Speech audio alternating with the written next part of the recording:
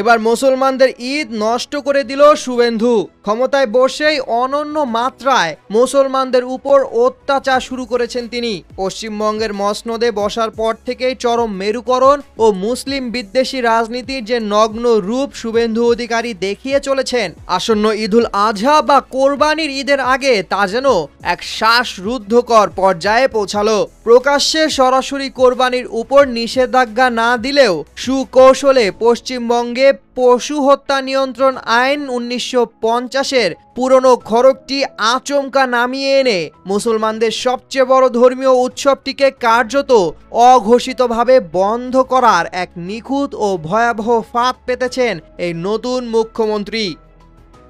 উন্নত প্রযুক্তি এবং অভিজ্ঞ চিকিৎসক দলের নিরলস প্রচেষ্টায় আমরা আছি আপনার পাশে। ডেল্টা হাসপাতাল। নবান্নের জারি করা এই কড়া নির্দেশিকা আপাত দৃষ্টিতে আইনি মনে হলেও এর পেছনের রাজনৈতিক উদ্দেশ্য দিনের আলোর মতো স্পষ্ট। নির্দেশিকায় বলা হয়েছে, গরু, বলদ বা মহিষ বলি দিতে হলে পশুটির বয়স 14 বছরের বেশি হতে হবে অথবা তাকে চিরতরে অক্ষম হতে হবে।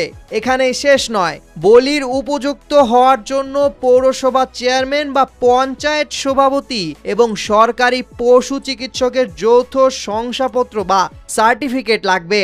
তাছাড়া প্রকাশ্য স্থানে কোনোভাবে কোরবানি করা যাবে না, যেতে হবে নির্দিষ্ট কসাইখানায়। আইন ভাঙলে 6 মাসের জেল ও জরিমানা। এই ভীতিকর পরিস্থিতিতে সাধারণ মুসলিমরা আজ চরম দিশেহারা হয়ে পড়েছেন। কোরবানির পশু কেনা থেকে শুরু করে জবাই করা পর্যন্ত প্রতিটি ধাপে তাদের উপর চাপিয়ে দেওয়া হচ্ছে অবিশ্বাস্য কড়াকড়ি। এটি নিছকই কোনো পশুপ্রেম বা প্রশাসনিক সিদ্ধান্ত নয় বলেই মনে করছেন বিশ্লেষকরা। এটি একটি সুপরিকল্পিত রাজনৈতিক অস্ত্র। কোরবানির ঠিক আগ মুহূর্তে লাখ লাখ পশুর জন্য এমন আমলাতান্ত্রিক জটিলতা তৈরি করার অর্থ হলো সরাসরি মুসলমানদের কোরবানি দিতে বাধা দেওয়া। আগে যিনি প্রকাশ্যে মুসলমানদের রোহিঙ্গা বা পাকিস্তানি বলে গালি দিতেন, আজ ক্ষমতায় বসার পরই তিনি পুলিশ ও প্রশাসনকে ব্যবহার করে চরম হয়রানির রাজত্ব কায়েম করেছেন। আইনি মোড়কে এই নির্দেশিকা মূলত ধর্মীয় স্বাধীনতায় এক চরম আঘাত। শুভেন্দুর এই পদক্ষেপে প্রমাণ হলো পশ্চিমবঙ্গে এখন সংখ্যালঘুদের উৎসব ও আবেগও নিরাপদ নয়। ক্ষমতার দম্ভে এবং উগ্র হিন্দুত্ববাদী এজেন্ডা বাস্তবায়নে মুসলমানদের উৎসবকে আইনে প্যাঁচে শ্বাসরোধ করে হত্যার এই নজিরবিহীন অপচেষ্টা আগামী দিনে রাজ্যটিকে এক ভয়ঙ্কর সাম্প্রদায়িক খাতের দিকে ঠেলে দিবেই বলে মনে করছেন বিশ্লেষকরা।